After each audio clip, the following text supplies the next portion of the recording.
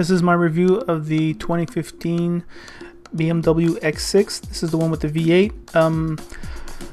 A few things about this vehicle. It's not like any other vehicle. I mean, this is really a coupe version of an SUV.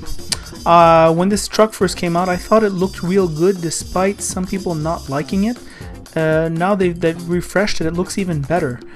Comes with 20-inch wheels, this one, in 3 15s in the back and 2 75s in the front. They're animals. From the rear, this car looks very good. You have sort of like a giant hatchback feature. When you open the trunk, it opens up like in hatchback form. It's very good. Car looks good from every angle, but really it's the rear 3/4 that it looks good. I mean, BMW is the rear 3/4 specialist in terms of the look. You have plenty of room here in the trunk. Don't let the shape fool you. It's just that for bigger size objects you're gonna have a problem, but for everyday use, I mean, it's huge. It's huge. Those seats do fold down conveniently, 60/40, so I mean, you can stuff big things in there, no problemo.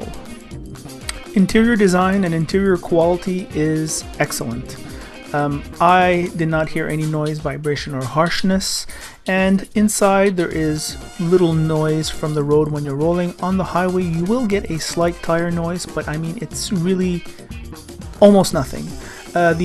The rear seats are a little bit tight, I find, but that is the compromise of the styling. It comes out full equipped. In the back, the passengers have their own climate control, and they have places to charge their wireless devices, so that is very convenient. I like the design language. I like the different tones, the burnt orange, the blacks, the wood trim. It all works together very well, and BMW is getting good at the high-end interiors.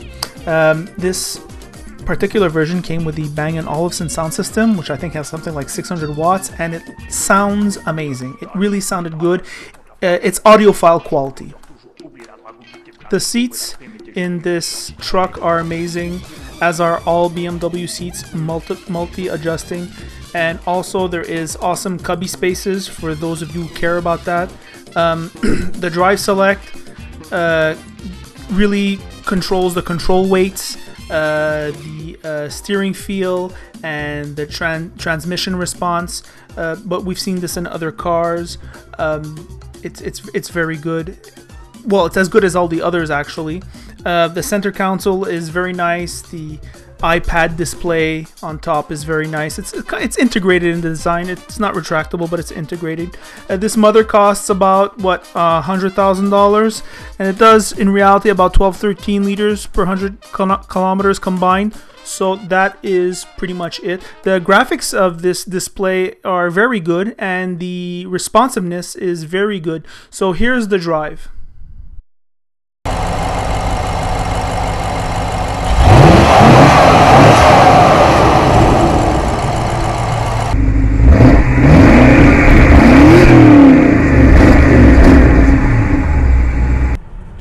So this is the 2015 X6 50 with the V8 twin scroll turbo engine, which makes about 450-ish horsepower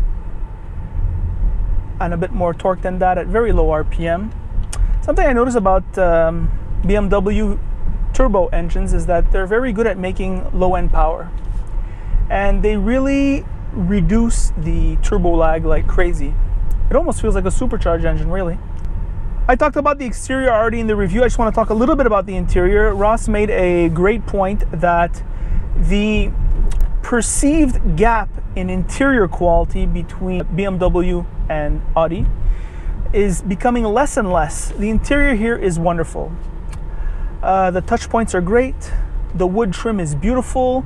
The use of orange, like a burnt orange, wood, black top, stitching on the top of the dash is wonderful. The Bang & Olufsen sound system sounds awesome, looks awesome, and has even these cute little center channel raising of the speaker, lowering of the speaker when you turn it on.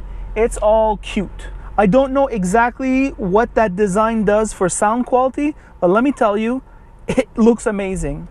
This car does have start-stop, and it's not really perceptible. It also has regenerative braking, which like when you let go of the gas, you can feel the car slow down as if we were in a hybrid, which is kind of interesting.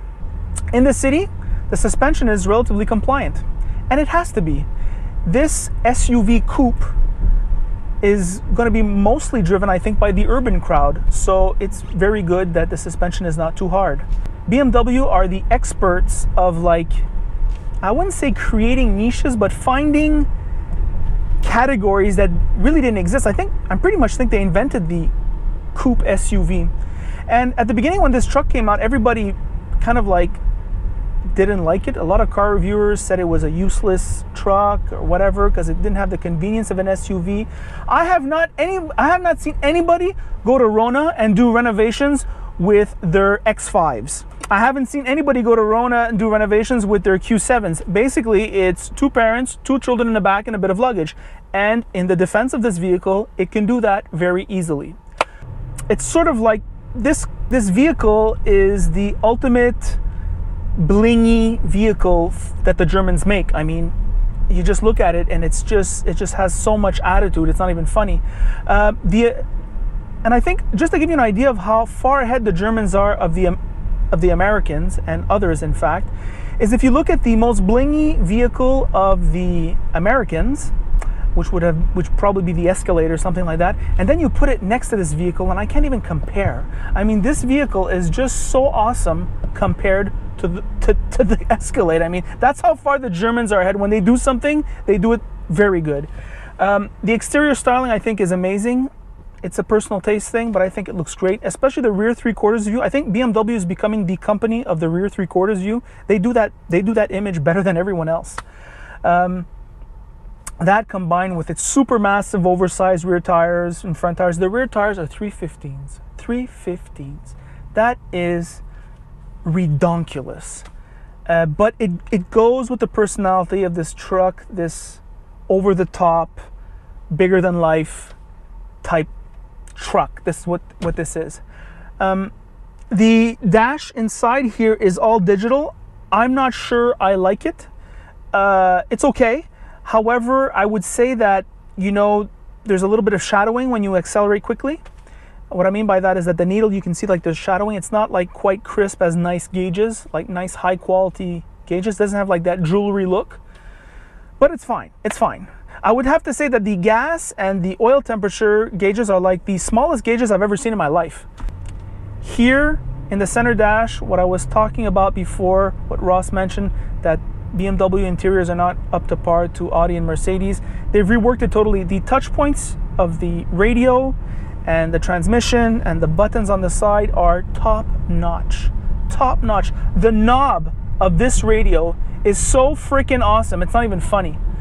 So yeah, it's I think they're catching up. I don't think it's quite top-notch Audi quality yet, but it's very close. Let's listen to this car accelerate, shall we?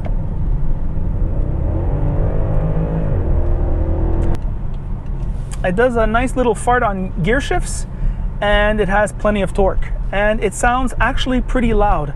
I've been a little bit critical of BMW. I find their engines don't sound quite loud enough in the cabin. Well, this V8 sounds plenty loud. It's very good. This truck on the highway is very quiet. You do hear sometimes a little bit of tire noise, but that's to expect when you have 315s in the rears and 275s in the front, low profile. That's just gonna happen. I see a lot on the reviews that everybody says that a BMW X6 drives almost like a car. I don't think so. I really don't think so. I think if you get into a 3 Series, you're going to feel like a car.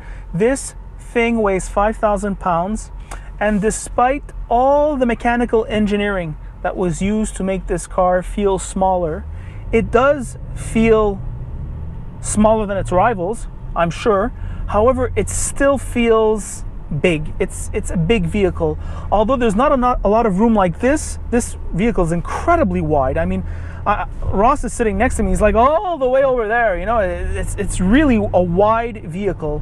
So, car feels big. I sat in the back. I'm 5'9", and I felt I had like the space I had for my head was close. It was close. So not a big seat in the back. Of course, the trunk is compromised by the roofline. And well, that's what it is. When you want awesome looks, you gotta compromise on the packaging. That's just the way it is. These rear headrests are some of the softest I have ever laid my head on. It's just so soft. You just want to lie your head there and you can go on. And when you accelerate fast, it like kind of squishes inside the headrest. It's kind of awesome. So yeah, pretty awesome. This X6 is pretty awesome.